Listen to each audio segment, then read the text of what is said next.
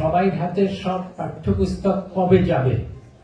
আমাদের এনটিসিবি চেয়ারম্যান সাহেব বলেছেন 30 তারিখের মধ্যে, আমাদের 15 তারিখের মধ্যে, সচিব সাহেব বলেছেন 30 তারিখের মধ্যে। আমি সেটাও কমিট করব না, বরং আপনাদেরকে প্রক্রিয়াটা কিছুটা বলি। যে আপনারা জানেন যে এই যে বইগুলো ছাপা, এটা একটা শেষ পর্যন্ত যুদ্ধের মতো অবস্থা হচ্ছে। এবং এখানে প্রথম সমস্যাটা হলো তো যে আমরা বিদেশে বই ছাপাবো না, কথা বলা হয়েছে। শিক্ষাক্রম নতুন করা হয়েছে অনিবার্য কারণে, সেটার কিছু কারণ আছে। তাতে করে বইয়ের সংখ্যা বেড়েছে, এবং যে সময় থেকে শুরু করা হয়েছে তখন সময় খুব কম ছিল, তার মধ্যে আবার অনেক পরিমার্জন করতে হয়েছে, যাতে দলীয় রাজনীতি নিরপেক্ষভাবে, রাজনীতি নিরপেক্ষ কিছু হয় না, দলীয় রাজনীতি নিরপেক্ষভাবে বইয়ে যেন সবকিছু থাকে। অঙ্ক বিজ্ঞানে তো আর সে ধরনের কিছু নাই, কিন্তু সেখানেও কিছু ভুল থাকে, অঙ্কের ভুল থাকে, বিজ্ঞানের ভুল থাকে, সেগুলো অশুদ্ধ করা হয়েছে যারা বিশেষজ্ঞ ছিলেন। তারপর আমরা ভেবেছি যে উন্নত মানের বাচ্চাদের কাছে বই যাবে, সেটা যদি দেখতে সুন্দর না হয় তাহলে তো পড়ার মনোযোগী হয় না। কাজেই কিছুটা উন্নত মানের ছাপা, উন্নত মানের কাগজ, উন্নত মানের মলাটের ব্যবস্থা করব। আরেকটি বড় সমস্যা যেটা হলো যে এই যে অধিদপ্তর সিটিভি, সাহেব এখানে চেয়ারম্যান আছেন, এটা যারা আগে এতদিন ধরে কাজ করেছেন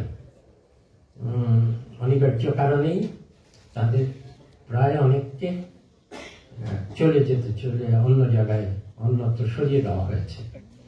এবং এই বিষয়ে অভিজ্ঞতা সম্পন্ন মানুষদেরকে, আগে অভিজ্ঞতা ছিল এমন মানুষদেরকেই এনে বসানো হয়েছে, তাদের অভিজ্ঞতা আছে। কিন্তু গত বেশ কয়েক বছর ধরে মুদ্রণ শিল্পের যেই সঙ্গে জড়িত যে ব্যবসায়ীরা, এদের সাথে কি করে বোঝাপড়া করতে হয়, বোঝাপড়ার কথাটা আমি বললাম একটু নরম ভাবে, এই বোঝাপড়া কি করে করতে হয় এটা তো তাদের অভিজ্ঞতায় নাই।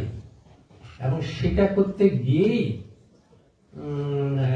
আমাকে ব্যক্তিগতভাবে এর ভিতরে ঢুকতে হচ্ছে।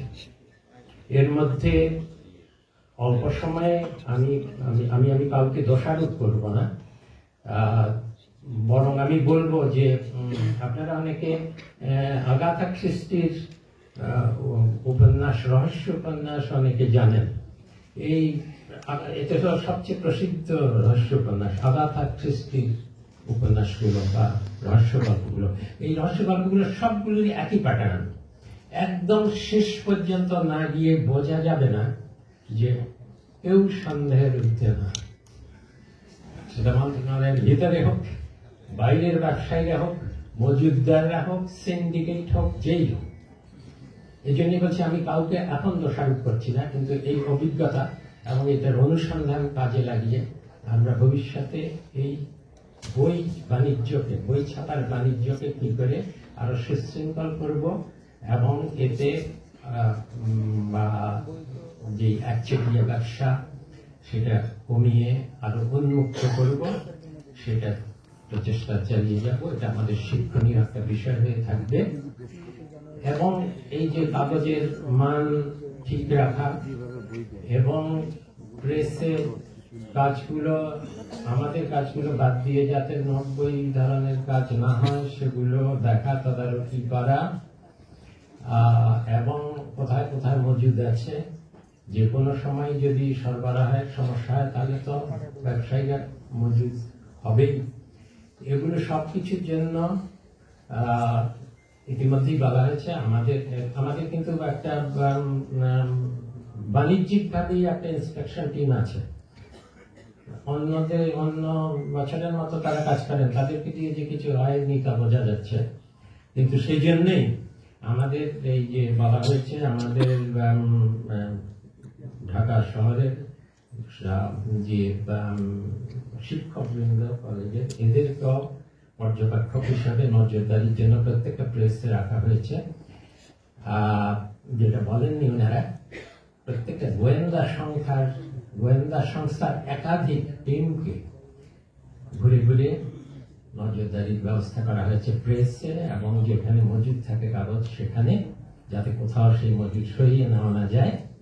এবং সবচেয়ে বেশি আমি কৃতজ্ঞতা জানাবো, যেটা বলা হয়নি এখানে, আমাদের বৈষম্য বিরোধী ছাত্র আন্দোলনের একটা টিম গ্রুপ সম্পূর্ণভাবে আমার জন্য নিবেদিত প্রাণ হয়ে বিনা পারিশ্রমিকে রাত দিন কাজ করে বের করেছে ঢাকার বাইরে বিভিন্ন জায়গায়, নরসিংদীতে, গাজীপুরে, কোথায় কোথায় গোয়েন্দা লাগিয়ে তথ্য সংগ্রহ করে গভীর রাতে বের করেছে কোথায় কোথায় আর্ট পেপার, যেটা মলাট হয় সেটা মজুদ আছে।